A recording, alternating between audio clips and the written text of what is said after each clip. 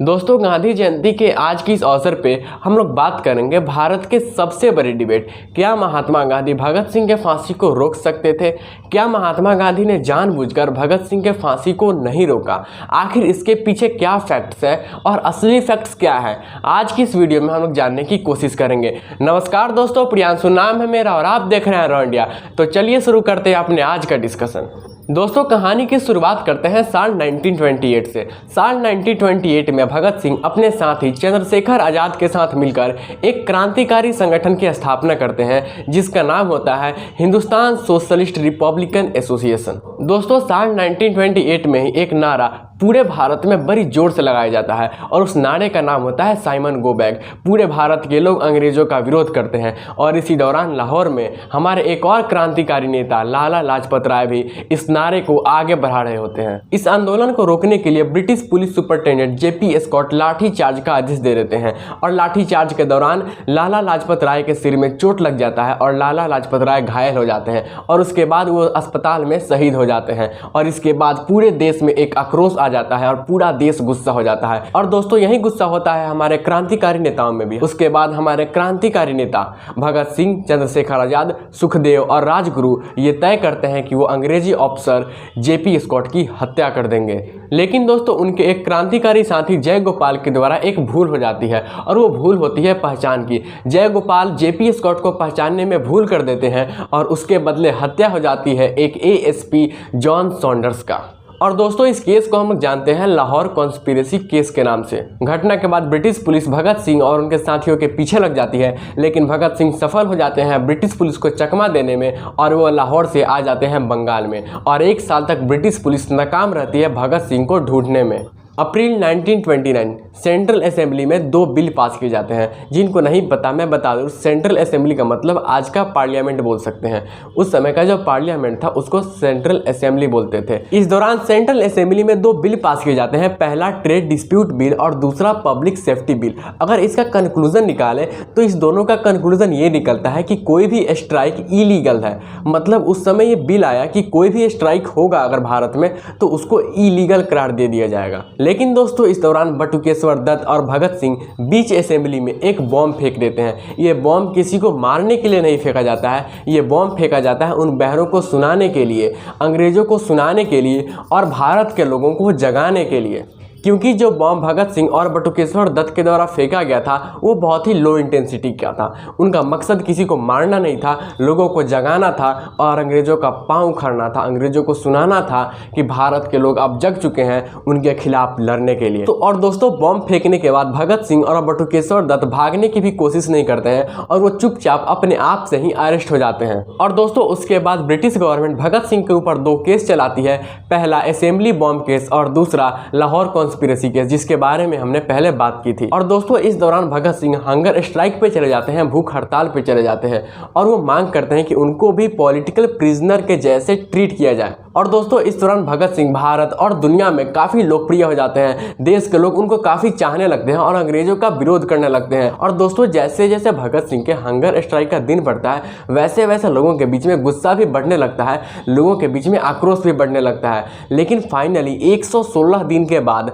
अपने पिताजी से मिलने के बाद भगत सिंह हंगर स्ट्राइक तोड़ देते हैं, भूख हड़ताल तोड़ देते हैं। और दोस्तों, उसके बाद लाहौर कॉन्स्पिरेसी केस में भगत सिंह को फांसी की सजा सुनाई जाती है। दोस्तों, इससे जुड़ा हुआ एक फैक्ट जानना बेहद ही जरूरी है। भगत सिंह को जो फांसी दिया गया था वो पूरी तरह से इलीगल था। आइए जानते हैं कैसे। ट्रायल के दौरान वायसराय इमरजेंसी डिक्लेयर करते हैं और एक शॉर्टकट ट्रिब्यूनल की स्थापना करते हैं। और दोस्तों, इस ऑर्डिनेंस को ना ही सेंट्रल असेंबली से अप्रूवल मिला था और ना ही ब्रिटिश असेंबली से, जो कि पूरी तरह से इलीगल है। और दोस्तों, ये कहा जा सकता है कि भगत सिंह को फांसी की सजा सुनाई गई थी वो पूरी तरह से इलीगल थी। और दोस्तों, इसके लिए स्पेशल ट्रिब्यूनल को बहुत ज्यादा क्रिटिसाइज भी किया जाता है। इसको क्रिटिसाइज करते हुए 4 मई 1930 को महात्मा गांधी एक लेटर लिखते हैं वायसराय को और अपने लेटर में महात्मा गांधी ये कहते हैं कि भगत सिंह और उनके साथियों के केस में ऑर्डिनरी प्रोसेस को पूरी तरह से त्याग दिया गया और जुडिशियरी प्रोसेस को जल्दीबाजी में करने के लिए शॉर्टकट तरीका अपनाया गया। हम इसे मार्शल लॉ ना समझे तो और क्या समझे। दोस्तों, भगत सिंह को फांसी की सजा क्यों हुई थी इसको जानने के बाद अब हमारी बारी आती है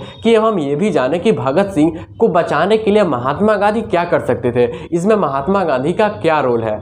साल 1930 महात्मा गांधी लॉन्च करते हैं सिविल डिसोबीडियंस मूवमेंट। लोगों के बीच में महात्मा गांधी का ये आंदोलन काफ़ी जोर से रफ्तार पकड़ चुका था। लोग इसको काफ़ी पसंद करने लगे थे और लोग इसमें पार्टिसिपेट भी करने लगे थे, मतलब अंग्रेजों के पांव उखड़ने लगे थे। और दोस्तों दूसरी तरफ अंग्रेजों के द्वारा अरेंज किया जाता है राउंड टेबल कॉन्फ्रेंस।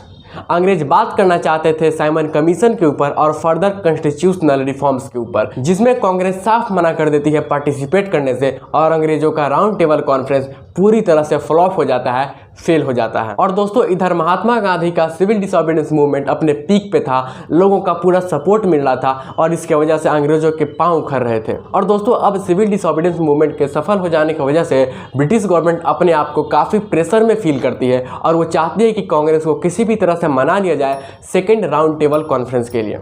और दोस्तों अब ब्रिटिश वायसराय लॉर्ड इरविन तैयार हो जाते हैं कांग्रेस के साथ समझौता करने के लिए, और ये पहला मौका था जब ब्रिटिश गवर्नमेंट तैयार हो गई थी कांग्रेस के साथ समझौता करने के लिए। और दोस्तों सेकंड राउंड टेबल कॉन्फ्रेंस में कांग्रेस को रिप्रेजेंट करने के लिए खुद महात्मा गांधी गए थे और इसको हम लोग गांधी इरविन पैक्ट के नाम से भी जानते हैं। जब ब्रिटिशर्स तैयार हो गए थे कांग्रेस से समझौता करने के लिए, तब बहुत सारे लोगों का यह मानना था कि गांधी जी को भगत सिंह के फांसी को रुकवाने का समझौते का शर्त बना लेना चाहिए था। लेकिन Mahatma Gandhi second round table conference में इरविन से इस बारे में बात करने से पूरी तरह से इनकार कर देते हैं, मना कर देते हैं। कांग्रेस वर्किंग कमेटी और महात्मा गांधी का खुद का भी यही मानना था कि वे इरविन से इस बारे में अलग से बात करेंगे। 18 फरवरी 1931 महात्मा गांधी इरविन से मिलते हैं और वो कहते हैं कि अगर आप चाहते हैं कि इस देश का माहौल आपके फेवर में रहे तो आपको भगत सिंह को रिहा कर देना चाहिए, आपको सस्पेंड कर देना चाहिए भगत सिंह के फांसी को। 7 मार्च 1931 को महात्मा गांधी एक पब्लिक मीटिंग में कहते हैं कि मेरा जमीर ये कहता है कि किसी को भी फांसी की सजा नहीं होनी चाहिए और भगत सिंह जैसे बहादुर इंसान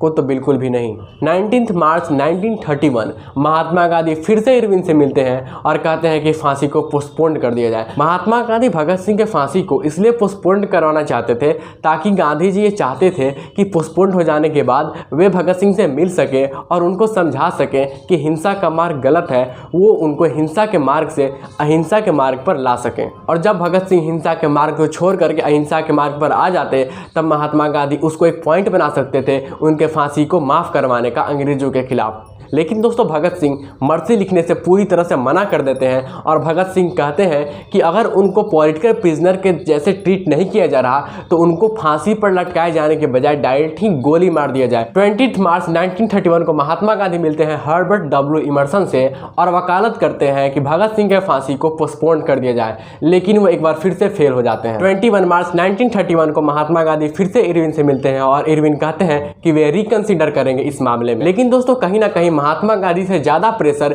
इरविन के ऊपर था पंजाब के ब्रिटिश सिविल सर्वेंट्स का। पंजाब के ब्रिटिश सिविल सर्वेंट्स बिल्कुल भी नहीं चाहते थे कि भगत सिंह के फांसी को माफ़ कर दिया जाए। पंजाब के ब्रिटिश सिविल सर्वेंट्स इरविन को एक चिट्ठी लिखते हैं और वो चिट्ठी नहीं एक तरह का धमकी होता है। अपने चिट्ठी में वे लोग लिखते हैं कि अगर भगत सिंह के फांसी को माफ़ कर दिया जाता है तो वो सारे के सारे मास लेवल पे रिजाइन कर देंगे और इरविन इतना बड़ा रिस्क नहीं ले सकते थे। फाइनली 23 मार्च 1931 को महात्मा गांधी एक फाइनल लेटर लिखते हैं लॉर्ड इरविन को और अपने इस लेटर में महात्मा गांधी अपनी पूरी जान लगा देते हैं। पब्लिक ओपिनियन, इंटरनल पीस और अपने खुद के ओपिनियन को हवाला देते हुए महात्मा गांधी ये कहते हैं कि भगत सिंह के फांसी को पोस्टपोन कर दिया जाए, लेकिन महात्मा गांधी अंग्रेजों को मनाने में फेल हो जाते हैं। और दोस्तों फाइनली 23 मार्च 1931 को ही सुखदेव सिंह, राजगुरु और भगत सिंह को फांसी के फंदे पर लटका दिया जाता है। दोस्तों महात्मा गांधी ने पूरी कोशिश की थी कि वे भगत सिंह को बचा सके, लेकिन अंत में वो अंग्रेजी हुकूमत को, अंग्रेजी सरकार को मनाने में विफल हो जाते हैं और वो अंग्रेजी सरकार को नहीं मना पाते हैं। दोस्तों इससे जुड़ा हुआ सारा फैक्ट जानने के बाद आपका अपना क्या ओपिनियन है इस टॉपिक के ऊपर हमें कमेंट बॉक्स में लिखकर जरूर बताइएगा।